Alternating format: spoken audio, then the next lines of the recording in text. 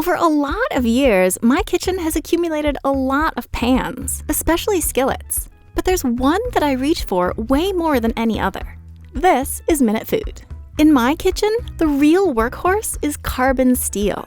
Carbon steel pans have been popular in restaurant kitchens for a while, but they've only recently started to get popular among home cooks, which in my mind is a total travesty, an outrageous oversight. I think they're the most versatile, pleasant-to-use pans out there. And diving into the science of why that's the case actually helps explain the pros and cons of a bunch of different cookware. A quick note, this video isn't sponsored by some pan company. I'm not trying to sell you anything here.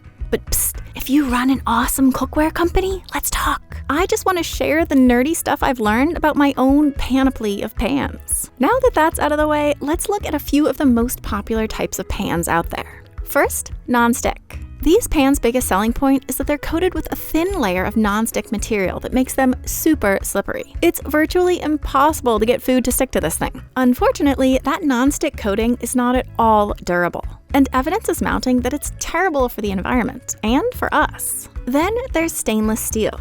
Stainless steel pans are, unsurprisingly, mostly stainless steel with at least one added layer of another metal, like aluminum or copper. The work and materials that go into manufacturing these pans makes them pretty expensive.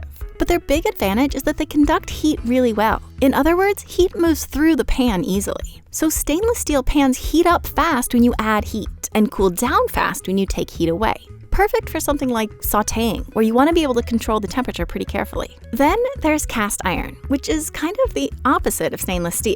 It's made of mostly iron with a bit of carbon thrown in, a combination which is not particularly good at conducting heat. So it takes cast iron a while to heat up and cool down. Plus, cast iron is a remarkably brittle metal, so pans made from it have to be really thick. And all that thickness means that heat takes even longer to move all the way through them. But here's the big upside of a relatively unresponsive pan. It's really good at holding on to heat. So once it's hot, cast iron is a beast at jobs like putting a really good sear on something. Okay, so we have cast iron, the heat-retaining beasts, over here, and super responsive stainless steel over here. And now, finally, we get to carbon steel, which lands right about here. See, like cast iron, carbon steel is made up of mostly iron and a little carbon, so it too is naturally more of a heat retainer than a heat conductor. But because of its slightly different composition, a bit less carbon and more iron, which, yes, is totally confusing given their names,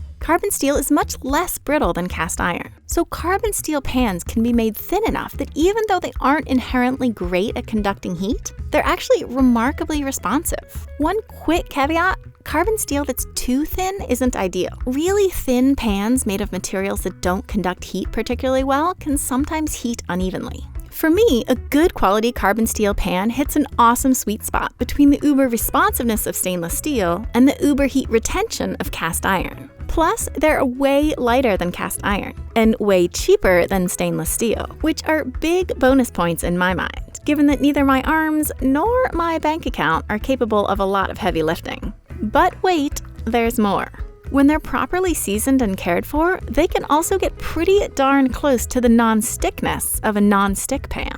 Yes, you can also get a nice stick-resistant surface on cast iron, but since carbon steel is so much less brittle than cast iron, it can be stamped out of smooth metal sheets rather than cast in sand molds. So the surface of a carbon steel pan is generally slicker and, therefore, non-sticker. I'm not saying you should toss out all your other cookware. Stainless steel is a little more responsive. Cast iron retains heat a bit better, and non-stick is slightly non-sticker. They all, okay, with a possible exception of non-stick, have a place in a well-stocked kitchen. But more often than not, I'm cooking with this one. It's truly pan-tastic. Pan. I said pan, not panda. Jeez. But hey, if you are into pandas, or any of the other amazing life on Earth, you have to check out our friends over at Animalogic. They dive deep into all the fun, weird kinds of things I love about animals, like the ridiculous sex lives of pandas, the bizarre screams made by lynx, and birds that impale their prey on thorns. I've been watching and loving Animalogic for years, and now it's weirder and wilder than ever. They're not just covering the world's most interesting living animals, but also all sorts of other stuff that lives, or lived, on Earth. I got a sneak peek of their latest video, and it's chock full of hot tubs and aggression and super cute babies. You've got to see it. So go check out Animalogic. I think you'll love it over there. Just watch out for those butcher birds. Yeesh.